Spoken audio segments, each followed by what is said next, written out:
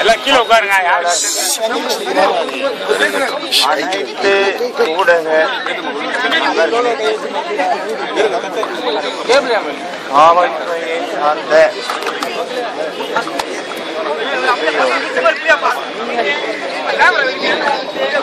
உங்களுக்கு அனைவருக்கும் நன்றியை பாராட்டுகிறேன். காரணம் சாதாரணமானவன் ஒரு சாதாரண விஷயத்தை சாதாரணமாக எடுத்துக்கொண்டு போராடியதற்காக இதை மக்கள் மத்தியில் எடுத்துச் செல்ல வேண்டும் என்று நீங்கள் அனைவரும் உழைப்பின் பேர்களாக பாடுபட்டது. இந்த போராட்டம் கடந்த அக்டோபர் 2 முடிவெடுக்கப்பட்ட போராட்டம்.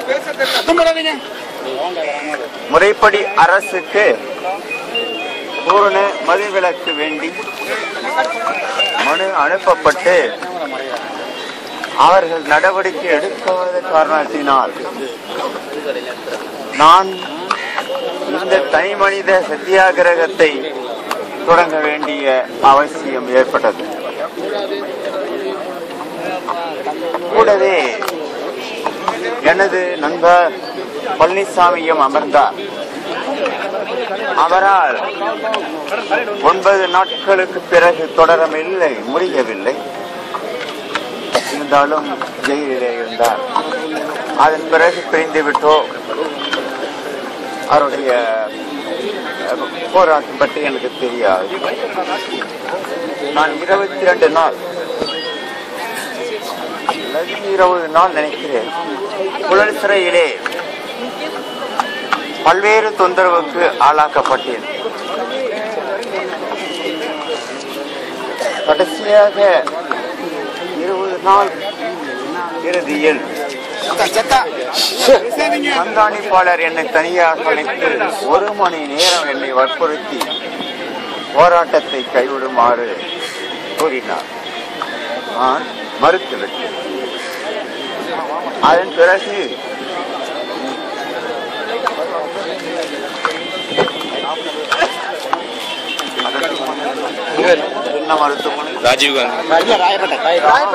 ராஜபேட்டை மருத்துவமனையில் ஒரு சிறை வார்டு இருக்கிறது. அந்த சிறை வார்டு நீங்கள் இப்ப போய் பார்த்தீங்கன்னா கூட தொழிற்சாலையிலையும் நோயாளி இருப்பாங்க. பல்வேறு ஒட்டிய குற்றங்களை செய்தவர்கள் அந்த சிறையில இருப்பாங்க. என்ன அங்க படுக்க வச்சு மருத்துவம் கொடுத்தாங்க, கட்டாயப்படுத்தாங்க. அப்படி இருக்கும்போது ஊடகம் என்னை எப்படியோ அந்த ஜனவரியாக ஒரு படம் எடுத்திருக்காங்க. அதை பார்த்து விட்ட காவல்துறை அவர்களுக்கும் காவல்துறைக்கும் ஒரு பெரிய ரகலையே நடந்து கொண்டிருந்ததை பார்க்கிறேன். உள்ளே இருந்து பார்த்தால்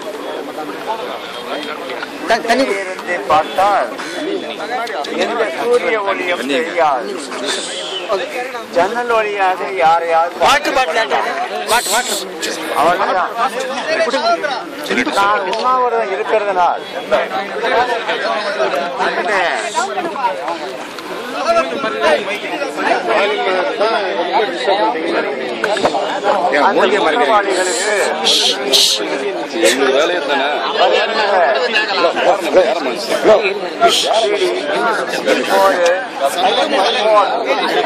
போன்றவைகள் வராமல் போய்விட்டது.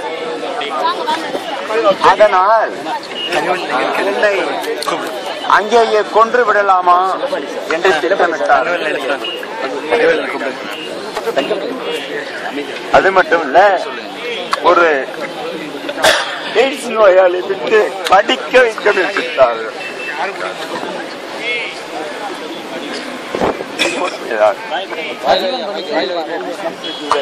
உன்னாலதானே இவ்வளவு இடைஞ்சல் எங்களுக்கு. நீ என்ன சாராயத்தை ஒழித்து போகிறார், உன்னை இங்கேயே ஒழித்து சொன்னார்.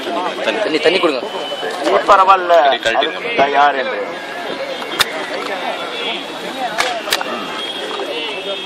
அதன் பிறகு எனக்கு வார்டு மாற்றம் வந்ததாக அறிவித்து பொது வார்டுக்கு மாற்றினார். அங்கே 2 நாள் மருத்துவத்துக்கு பிறகு மருத்துவமனையுடைய டைரக்டர் வந்து கேள்வி கேட்டார். நான் எழுத ஆரம்பித்து பேச மாட்டேன், பேசவில்லை என்றால், சாப்பிடவில்லை என்றால் உனக்கு இங்கே மருத்துவத்திற்கு இடமில்லை என்றார். என்று நான் தலையசைத்த பிறகு என்னை டிஸ்சார்ஜ் செய்தார். அதன் பிறகு மீண்டும் இதே காந்தி சிலை முன்பு அமர்ந்து மீண்டும் உண்ணாவிரதம் தொடங்கி, அதன் பிறகு என்னை இங்கே இருக்கிற காவல்துறை கைது செய்து என்னை என்ன செய்வது என்றே தெரியாமல் கொண்டிருந்தார்கள். ஒரு வழியாக என்னை மருத்துவமனையில் சேர்த்தார்கள். அதன் பிறகு அங்கே எனக்கு மருத்துவமனையில் இருந்து வெளியே சென்று மேலும் உண்ணாவிரதம் தொடங்குவதற்கு நல்லோர் வட்டம் ஒரு முடிவு செய்து நெல்லை ஜெபமணி அவர்களுடைய இல்லத்திற்கு எனக்கு அழைக்கப்பட்டு மோகன்ராஜ் அவருடைய மகனும் மருமகளும் அதை வரவேற்று அனுமதித்தார்கள். போராட்டம் தொடங்கினோம். இந்த போராட்டம் வலுப்பெறுவதற்கு இந்த காந்திய சக்திகள் அனைவரும் ஒன்றிணைந்து எனக்கு மேலாக செயல்பட்டார்கள், ஒன்றுபட்டார்கள், குரல் கொடுத்தார்கள், அரசிடம் சென்று வற்புறுத்தினார்கள். அமைச்சர் நத்தம் விஸ்வநாதன் வரவில்லை என்று கவலைப்பட்டார்கள். இது போன்று ஆங்காங்கே உண்ணாவிரதம் நடக்கும், அதெல்லாம் பார்ப்பதற்காக எங்களுக்கு வேலை என்று சொன்னதாக சொன்னார்கள். உண்மை அதுதான். நாட்டில் மக்கள் கோரிக்கைகள் வைப்பார்கள், கேட்பார்கள், போராடுவார்கள். இதை பார்ப்பதற்கு அவர்களுக்கு வேலை அதுவல்ல, வேறு வேலை அவங்களுக்கு இருக்கிறது. நீங்கள் அதை புரிந்து கொள்ள வேண்டும். அவர்களுக்கு வேறு வேலை இருக்கிறது, மக்கள் பிரச்சனையை பற்றி வேலை இல்லை என்பதை நீங்கள் புரிந்து கொள்ள வேண்டும். சரி, நான் நேற்று இதே டைம்ல ஐயா குமரியனந்தன் அவர்கள்கிட்ட ஒரு முடிவு சொன்னேன். இன்னும் 2 மணி நேரத்துல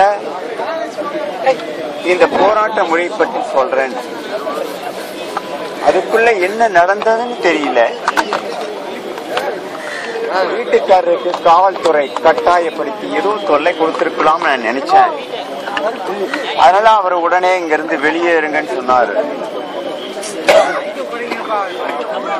நான் வெளியேறுவதற்கு இடம் எங்கன்னு தெரியல, ஆனாலும் உடனே வெளியேறு. ஆனா என்ன காரணத்தினால என்ன பிடிச்சி கசக்குனாங்க, கட்டாயப்படுத்தினாங்க, என்னன்னு தெரியல, என்ன தப்பு பண்ணன்னு தெரியல. அப்புறம் என்ன நடந்தது தெரியல. மருத்துவமனைக்கு அதன் பிறகு மருத்துவமனையில் இருந்து போலீசாருடைய பாதுகாப்புல இங்க வந்ததா நான் அறிகிறேன். இந்த போராட்டம் நாம மட்டும் பண்ணிட்டு இருக்கிறதா நீங்க நினைக்கிறீங்க? சத்தியமா அது மட்டும் இல்ல. ஒரு குடிகார தந்தை தன் குழந்தையை கொஞ்சுகிற போது அது கூட அந்த வாசனையை ஏற்றுக்கொள்ளாமல் முகத்தை திருப்பிக் கொள்வதை நீங்கள் பார்க்கலாம். ஒரு குடிகார கணவனிடம் தன் மனைவி பக்கத்திலே இருந்து பேசுவதற்கு கூட முகம் சுளிப்பதை நாம் பார்க்கிறோம். ஒரு குடிகார மகனுடைய வாழ்ந்து இருப்பதை பார்த்து வேதனைப்படுகிற தாயை பார்த்து, குடிகார தந்தையை பார்த்து பள்ளி சிறுவர்கள் வெக்கி தலைகுனிகிற சிறுமிகள் சங்கடப்படுகின்ற நிலையை பார்க்கிறோம். இதெல்லாம் போராட்டம் இல்லையா? நாடு முழுவதும் அன்றாடம் நடந்து கொண்டுதான் இருக்கிறது. குடிகார கணவனிடம் அடி வாங்கி கொண்டு அதை வெளியிலே சொல்ல முடியாமல் எவ்வளவோ நடந்து கொண்டிருக்கிறது. அவர்கள் கண்ணுக்கு தெரியாமல் அந்த போராட்டத்தை நடத்தி கொண்டிருக்கிறார். இப்படி மதுவினால் பாதிக்கப்பட்டவர்கள் அனைவரும் என்று ஒன்று திரண்டு தன்னெழுச்சி போராட்டமாக வருகிறதோ அன்று இந்த குடிகார ஆட்சி ஒழிக்கப்படும். அந்த குடிகார ஆட்சி ஒழிக்கும் வரை குடி ஒழியாது. எனவே இந்த போராட்டத்துக்கு நான் ஒரு அச்சாணியாக மட்டுமே இருந்திருக்கிறேன். நீங்கள் தேரை இழுக்கக்கூடியவர்களாக மக்கள் அனைவரும் மற்றவர்களும் இருக்கிறீர்கள். ஊரே கூடி தேர் இழுக்கலாம் என்று சொன்னீர்கள். அதற்கு நான் ஒப்புதல் அளித்து இந்த பூரண மதுவிலக்கை கொண்டு வருவதற்கு ஊரே சேர்ந்து தேர்ந்தெடுப்போம் என்ற ரீதியாக நான் ஒப்புவித்து இங்கே வந்திருக்கிறேன். உங்களுடைய அனுமதியின் பேரில் இந்த உண்ணாவிரத்தை இப்போது நான் தள்ளி வைக்கிறேன். எனக்கு மொட்டை போட்டுக் கொண்டேன். காரணம், எங்க ஊரிலே ஜனவரி 26ஆம் தேதியே என்னை கைது செய்வதற்காக முடிவெடுத்தார்கள். அவருடைய கண்ணிலே படக்கூடாது என்பதற்காக மொட்டையை அடித்துக் கொண்டு இங்கே நான் அந்த போராட்டத்தில் ஜனவரி 30 கலந்து கொண்டேன். இதை ஒரு சபதமாக, ஒரு அவதாரமாக எடுத்துக்கொண்டு பூர்ண மதுவிலக்கு முடியும் வரை அதே அவதாரத்தில் இருக்க போறேன். ஊர் முழுவதும் பாத யாத்திரை செய்து 2014 அனைத்து சத்தியாகிரகிகளும் ஒன்று திரட்டி போராடுவோம். பூர்ண மதுவிலக்கை கொண்டு வருவோம். சார், இப்ப நீங்க கைவிட்டதுக்கான காரணம் என்ன சார்?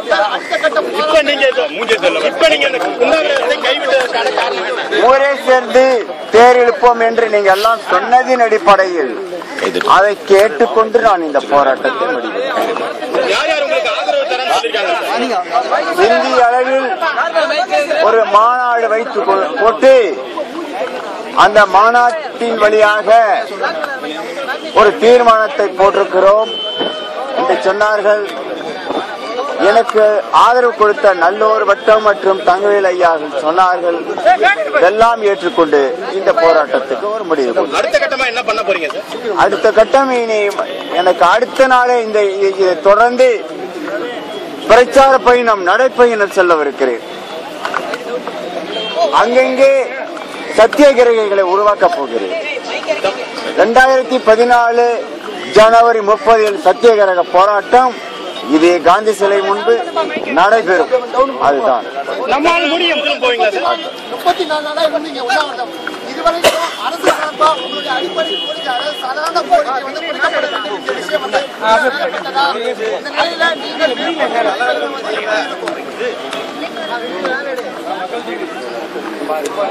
கொஞ்சம் கிட்ட வந்து சொல்றீங்களா? அரசு தரப்புல சின்ன கோரிக்கை நடைபெறுது. தனி மனித சத்தியாகிரகம், அதற்கு எவ்வளவு பலம் இருக்கிறது என்பது யாராலும் சொல்ல முடியாது. இது மக்களுடைய விருப்பத்திற்கு ஏற்ப இந்த போராட்டத்தை தள்ளி வைத்திருக்கிறோம். இது போன்ற சத்தியாகிரகிகள் நாடு முழுவதும் செய்கிற போது இந்த ஆட்சியும் தாங்காது, அதன் அதிகாரமும் தாங்காது, முற்றிலும் ஒளிந்துவிடும். ராயப்பட்ட மருத்துவமனை உங்களை கொல்ல முயற்சி சொன்னீங்க இல்லையா? சொல்லுங்க, ராயப்பட்ட மருத்துவமனை நடந்தது? ராயப்பேட்டை மருத்துவமனையில வந்ததுனால தானே எங்களுக்கு இத்தனை சலுகையும் வருவதற்கு தடையாக இருக்கு. இவனை இரவோடு இரவாக ரகசியமாக கழுத்தை நெரித்து கொன்று விடலாம், இல்லை என்றால் எய்ட்ஸ் நோயாளி படிக்க வைக்கலாம் என்று சொன்னார். யார் சொன்னது? யாருங்க உங்களுக்கு? அந்த சிறைக்குணத்தில் இருக்கிறார்கள் சிறைவாசிகள். உங்க மருத்துவமனை ராயப்பட்ட மருத்துவமனை உள்ளையா? மருத்துவமனையில சிறைக்கென்று தனி வார்டு இருக்காது, சிறைவாசிக்கென்று வார்டு.